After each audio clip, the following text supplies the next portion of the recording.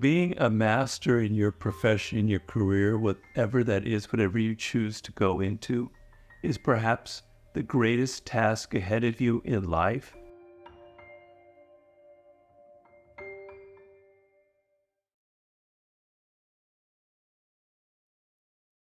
Your life's task, as I call it, is to return to those inclinations and to that uniqueness that marked each and every one of you at birth.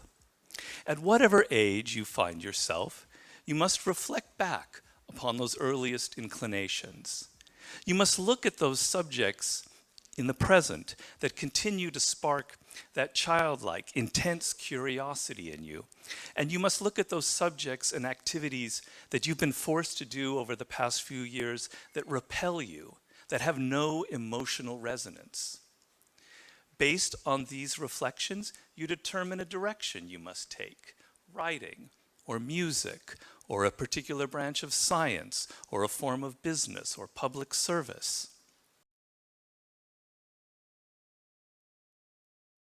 You're never going to have anything successful in life if you're just copying what other people are doing. So you have to be willing to be original, to be weird, and to go out on a limb and to express your true feelings and what's really going on inside of you. So if you listen too much to what other people are telling you, your work will just be a pale imitation of what the latest meme is on social media.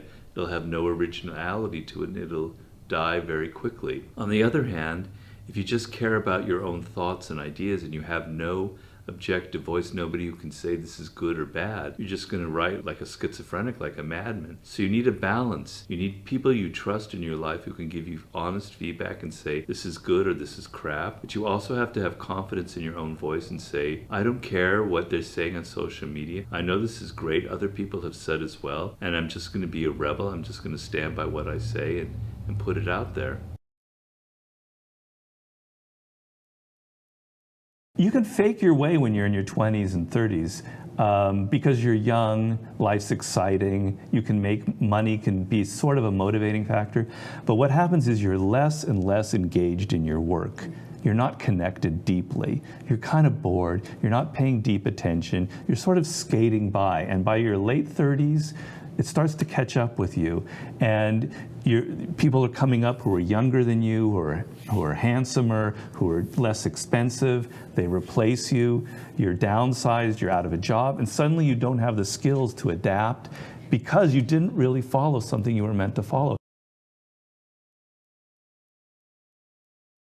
So you're afraid of leaving this job that you have because you got a good paycheck and you don't want to experiment now and you don't want to try something that might be more suited to you, but God knows where your paycheck is going to come from. But I'm telling you, you have more to fear 10 years, 20 years down the line if you're in a field that doesn't excite you. Because we live in a world now where things are changing so quickly. Your career path is really altering. You're not going to be working at the same place for very long. And once your career changes and there's shifts going on in the world, you're going to be screwed because you don't know how to adjust. You're doing something that you don't love. You should be afraid of that. That's what you should be afraid of, what's going to happen to you in 10 years. Don't worry now about the paycheck in 2 years. Money will come to you if you follow what you love. I compare this uniqueness that each one of you has to a voice that's inside of your head. It's telling you, you should be doing this, you should be doing this. It's what fits you, it's what you're good at.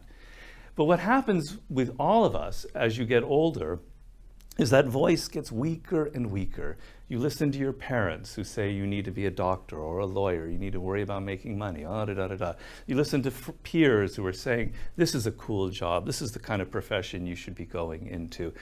You start thinking in terms of what really matters is I have to be comfortable, I have to look for a position that's comfortable. To the point where you could graduate from college, you could be in your early 20s, and you have no idea who you are. That voice is totally drowned out.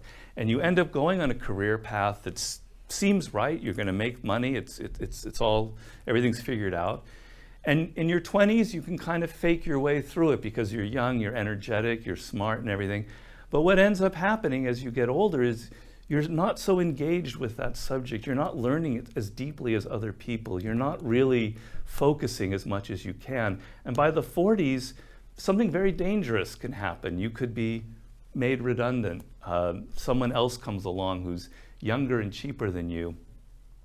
And now you're pretty much screwed because you haven't built up the skills that you needed to build up to adjust your career.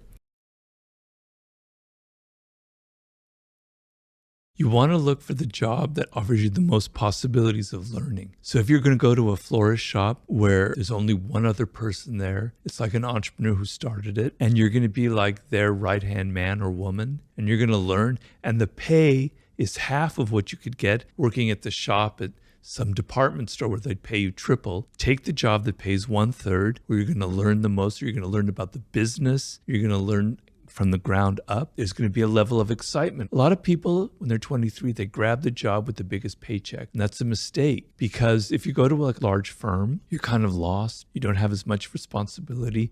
You suddenly have to deal with all the political games, the 48 laws of power. You're not developing skills as much. You don't have as much responsibility. Take the job that has 1/2 the salary, but you're responsible. You're going to be learning. That's the most important thing you can do when you're at that point in your life. Your mentor is a stepping stone. You're using them. Let's just be honest about it.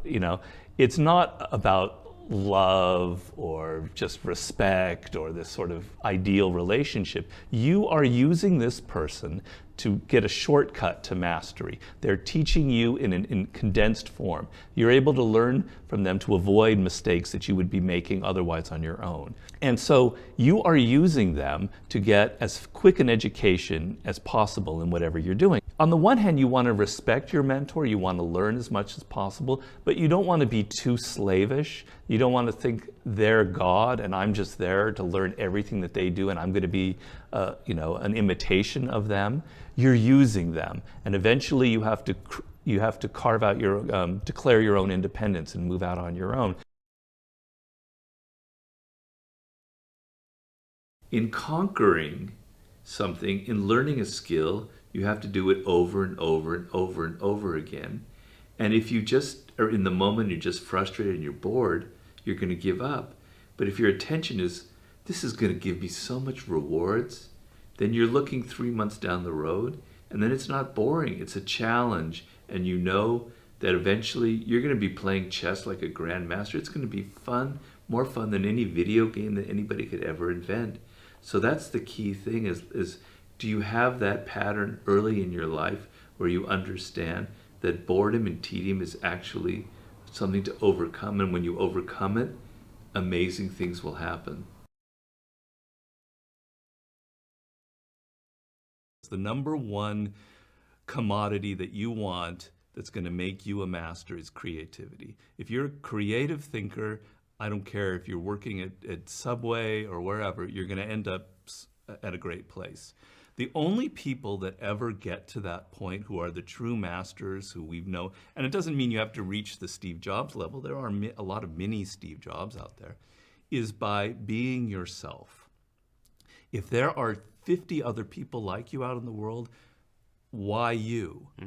Somebody else can do what you do, and so you're never going to be great. You're never going to be brilliant. But if there's only one you, if you have a skill, a knowledge base, you've learned 3 different fields and you're combining them, and there's nobody else like you, then you've written your own ticket to power and success because you're unreplaceable.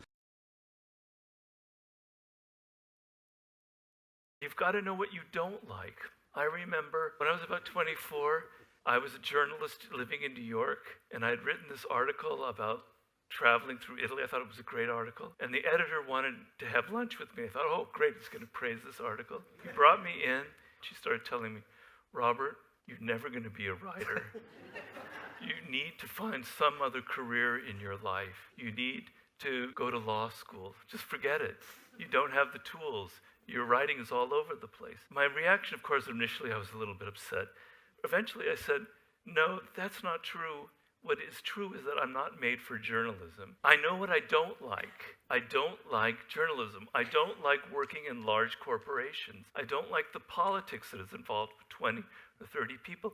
I need to work for myself. Children have that natural inclination. I know for me, I felt connected to words and writing when I was very, very, very young. And the education system ruins it. It makes you so distracted. You lose that confidence. You no longer are able to hear that voice. I call it a voice that's inside of you, that's drawing you towards this particular subject.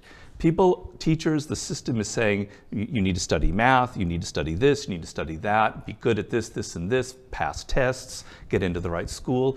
And you get to the point where you're 18, 19, 20 years old, and you lose touch with who you are, what makes you different, what makes you unique, what you love in life. So really, when you get out of school, it's like, get rid of all that crap they put you in and try and get in touch with who you are and create a career path for yourself that suits who you are.